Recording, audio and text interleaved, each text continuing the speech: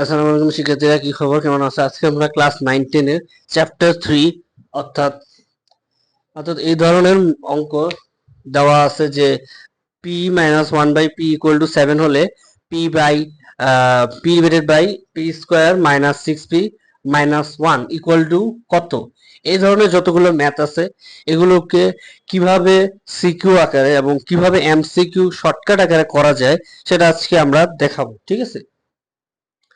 তো চলো আমরা এক নম্বরটা করি। আমাদের এখানে যে দেওয়া আছে যে p minus 1 by p equal to কত, 7 দেওয়া আছে, ঠিক আছে?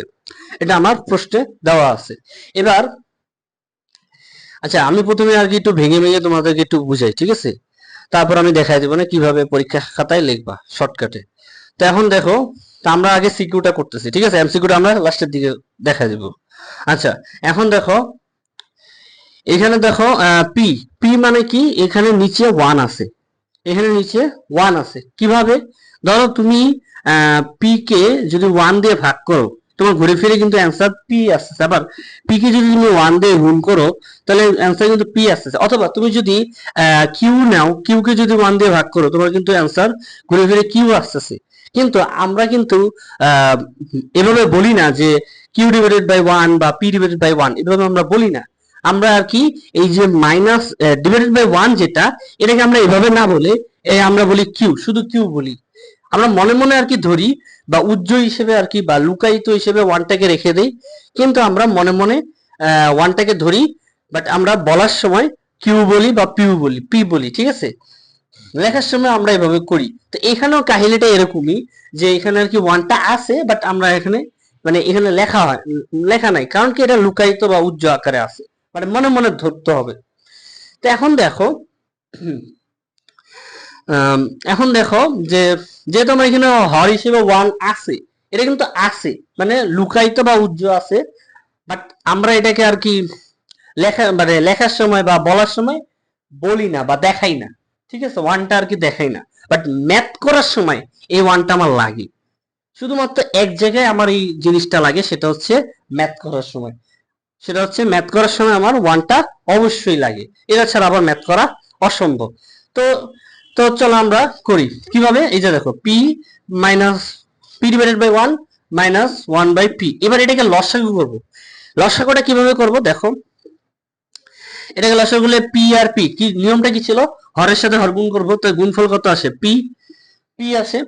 এবার এই পি কে একবার 1 দিয়ে ভাগ করব, পি কে একবার 1 দিয়ে ভাগ করব, তাহলে কি আসে, পি একটা হচ্ছে পি এখানে আছে, অলরেডি আছে, এখানে বর্তমানে অলরেডি আছে, গুণ আবার এই যে ভাগ করছি, ভাগ করার কারণে কত পাইছি, পি পাইছি, এটা এখানে বসে দেব, পি মাইনাস কত, মাইনাস 1। এবার 1, এবার হচ্ছে মাইনাস হচ্ছে 1 বাই পি। এবার দেখো, পি কে পি দিয়ে ভাগ করব, পি কে পি দিয়ে ভাগ করব, তাহলে পি কে যদি আমি পি দিয়ে ভাগ করি তাহলে আমার কত আসে, 1 আসে।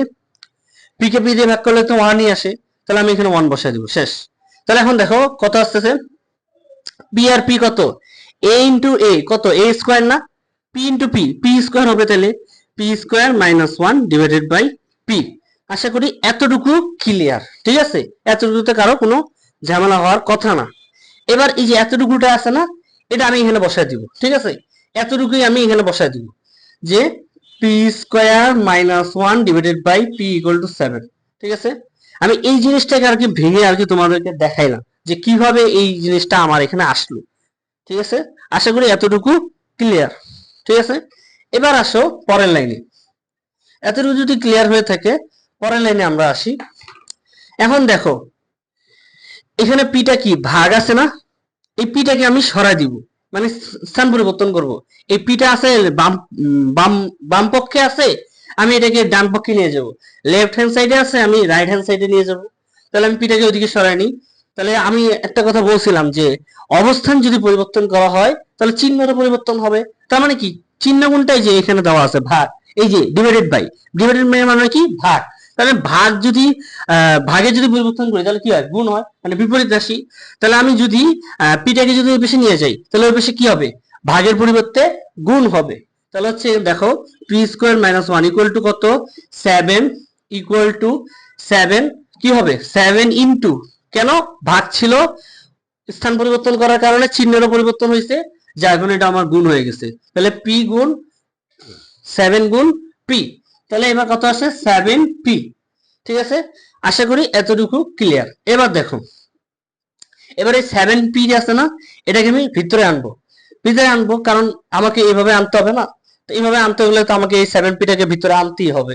তাহলে P square minus 7 P minus 1 equal two 0 লিখতে পারি, অবশ্যই লিখতে পারি। এবার আসো এখানে আবার আরেকটা কথা বলি, এই যে দেখো এখানেও কিন্তু একই কাহিনী হয়েছে। এখানে দেখো প্লাস 7 পি, এখানে প্লাসটা কিন্তু উজ্জ্বল আকারে ছিল, ওই ওয়ানের মতো কাহিনী আর কি। তো প্লাসটা কি আমরা লেখার সময় লিখি না, বাট অঙ্ক করার সময় আর কি আমরা এই প্লাসটা ধরে নিই। ঠিক আছে, তো এই প্লাসটা এই 7 পিটা যখন আমি স্থান পরিবর্তন মানে এই পাশে আনছি, মানে স্থান পরিবর্তন হয়েছে, তো স্থান পরিবর্তন করার কারণে এটা আর কি চিহ্নের পরিবর্তন হয়ে গেছে। চিহ্ন কি ছিল প্লাস, হয়ে গেছে মাইনাস। ঠিক আছে, এবার দেখো এর সাথে এটা তুলনা করো, দেখো মিলে না। এখানে আছে 6 পি, এখানে আছে মাইনাস 7 পি, একটা বেশি আছে, এখানে 6 আছে, এখানে 7 আছে, মানে একটা বেশি আছে। তো আমি কি করব, একটাকে বাড়তি যে একটা আছে ওটাকে আলাদা করে দেবো, অর্থাৎ 7 থেকে যদি আমি এক বাদ দিই তাহলে কি হবে 6, তাহলে এই 6টা আনবো, তাহলে পি স্কোয়ার মাইনাস 6 পি।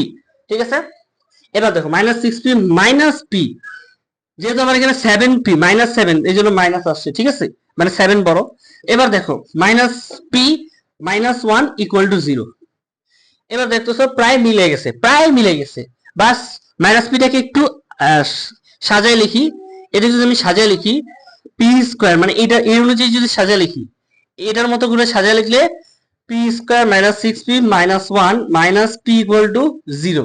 ঠিক আছে, এতটুকু ক্লিয়ার। এখন দেখো এটার সাথে এটা মিলে গেছে, এতটুকু মিলে গেছে, এতটুকু আমার এটার সাথে মিলে গেছে।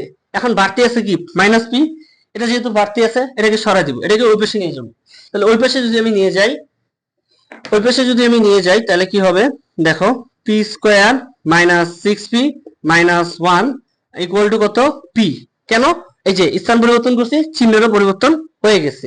এবার দেখো তাহলে আমি এতটুকুর মান আমি পেয়ে গেছি, P square minus 6 p minus 1, এতটুকুর মান আমি পেয়ে গেছি কত পি। তাহলে এতটুকুর মান হচ্ছে পি। এবার আমি প্রদত্ত রাশিতে মানটা বসাবো। তাহলে প্রদত্ত রাশি কি ছিল, p divided by p square minus 6 p minus 1। ঠিক আছে, প্রদত্ত রাশি এটা। এবার এই প্রদত্ত রাশিতে এই যে এতটুকুর মান আমি কত পাইলাম পি, এই পিটা আমি এখানে বসাই দিব, পি ডিভাইডেড বাই পি, শেষ। এবার আমি এটা দেখো পি আর পি কাটাকাটি যায়, তাহলে পি ডিভাইডেড বাই পি সমান সমান 1, এটাই হচ্ছে অ্যান্সার। ঠিক আছে, তো পরীক্ষার সময় তোমরা এইভাবে লিখতে পারো। ঠিক আছে, এটাকে তুমি আরো ছোট করে লিখতে পারো, আমি একটু বোঝানোর সুবিধার্থে আরো কয়েকটা লাইন ভাঙছি। যেমন এই যে এই লাইনটা, এখানে দুইটা লাইন আর কি দুইবার লেখা হয়েছে বোঝানোর জন্য, তো তোমরা আর কি দুইবার না লিখে একবার লিখতে পারো। ঠিক আছে, তো আশা করি এতটুকু ক্লিয়ার। আশা করি সিকিউ আমি যেটা করাইলাম এটা আর কি তোমরা মোটামুটি ক্লিয়ার। ঠিক আছে, যদি কারো কোনো প্রবলেম থাকে তাহলে তোমরা কমেন্টে রিপিট লিখতে পারো। ঠিক আছে, তাহলে আমি এটা আবার বুঝিয়ে দিব। তা আসো দেখো, তাহলে আমার অঙ্ক কিন্তু সলভ হয়ে গেছে। তাহলে আশা করি সিকিউ মোটামুটি বুঝতে পারছো। তো এখানে আর কি পরীক্ষার সময় তোমরা যদি লেখো তখন খালি এই জিনিসটা বাদ দিবা, মানে এই যে এত এত ভেঙে লেখার দরকার নাই, এটা আর কি তোমাদের বোঝানোর জন্য বলছি আর কি। তো তোমরা আর কি এভাবে লিখবা, দাও এই যে এই লাইনটা বাদ দিয়ে, তোমরা এই যে এই কয়টা এক 1 2 3 4 5, এই 5টা লাইন লেখে এরপর প্রদত্ত রাশিতে মানটা বসে দিবা, শেষ। এতটুকুই এনাফ, এতটুকুই তোমার যথেষ্ট। ঠিক আছে, এতটুকু করলেই তোমার অঙ্ক হয়ে যাবে। ঠিক আছে, তাই প্রথমে কি করবা, 5টা লাইন এভাবে লিখবা, সাজায় মানটা বের করবা, মানটা বের করে এই মানটা প্রদত্ত রাশিতে বসে দিবা, শেষ। এই হচ্ছে আমার অ্যান্সার। তাহলে আশা করি সিকিউ ক্লিয়ার। এবার আসো এমসিকিউটা দেখাই। এমসিকিউ শর্টকাটটা কিভাবে করব আমরা সেটা দেখাই দিই। এমসিকিউ শর্টকাট যেটা, সেটা হচ্ছে তোমার বেশি কিছু না, এটার মতোই, বাট এখানে একটু পার্থক্য হচ্ছে তোমার ওই যে এমসিকিউটা পরীক্ষার সময় মানে এমসিকিউ তো তোমরা আর কি লিখতে পারো না, তো তোমরা আর কি এই প্রশ্নের কাগজে বা রাফ যদি সুযোগ পাও তো সেক্ষেত্রে আর কি প্রশ্নের কাগজে ছোট করে লিখবা আর কি। বেশি কিছু না, এই যে এতটুকু আছে না, এটাকে আর কি ওই যে আগের মতো একটু আগে যেভাবে করাইলাম ওভাবে একটু ভাঙবা, দুই লাইন ভাঙলেই হবে। এই যে দেখো ইকুয়াল টু কত, এই যে কি বলছিলাম পি স্কোয়ার, এটা গুণ লসাগু করলাম, লসাগু করলে কি হবে p square minus one divided by 7, এতটুকু ভাঙবো আর কি। আরেকটা লাইন, এই এক লাইন আরেক লাইন, এই যে পিটা আছে না, পিটাকে ওই পাশে নিয়ে যাবো, তাহলে কি হয়েছে পিটাকে ওই পাশে নিয়ে গেলে P minus one equal to 7p, এই দুইটা লাইন ব্যাস, এই দুইটা লাইন করলেই হবে, আমার আর কিছু করা লাগবে না। তাহলে আমার কত এলো পি স্কোয়ার মাইনাস ওয়ান, কত আসলো 7p। এবার এই দুইটা লাইন আমি এখানে বসাবো, এখানে বসাবো আর কি। তো প্রদত্ত রাশি যেটা এখানে বসাবো আর কি,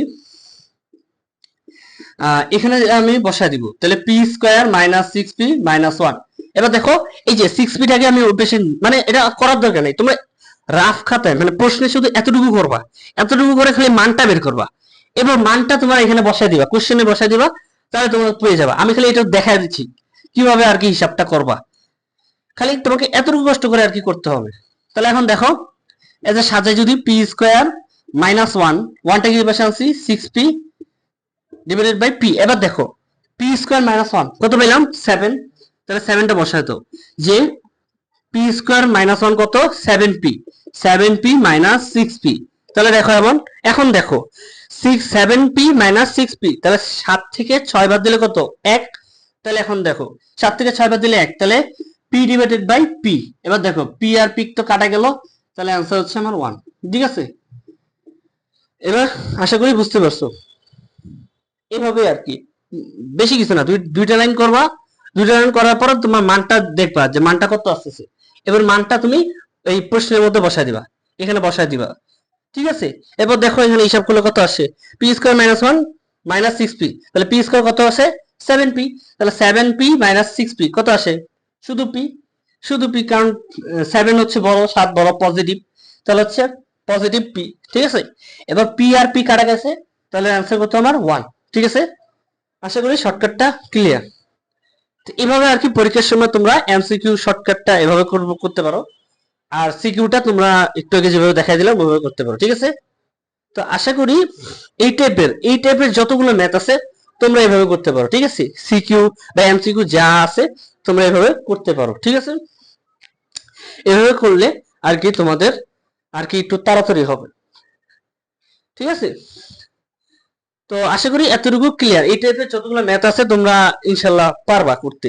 ঠিক আছে, তো তোমাদের জন্য আর কি এই যে দুই নাম্বারটা যেটা, এটা এক্সডব্লিউ দিয়ে দিলাম, এটা তোমরা আর কি করবা।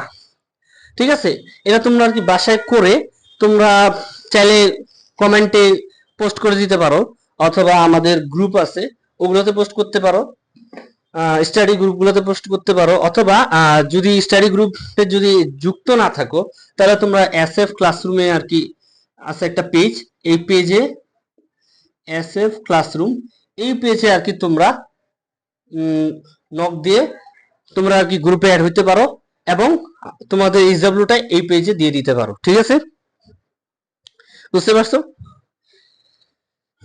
এতটুকু আশা করি বুঝতে পারছো। তাহলে তোমরা যারা যারা বুঝতে পারছো তারা কমেন্টে ক্লিয়ার বা পানি পানি লিখে দিও, আর যদি যারা বুঝো নাই তারা রিপিট লিখে দিও। ঠিক আছে, তো আশা করি ইনশাল্লাহ এই টাইপের যতগুলো ম্যাথ আছে তোমরা করতে পারবা। ঠিক আছে, তাহলে দেখা হবে পরের ক্লাসে। আসসালামু আলাইকুম।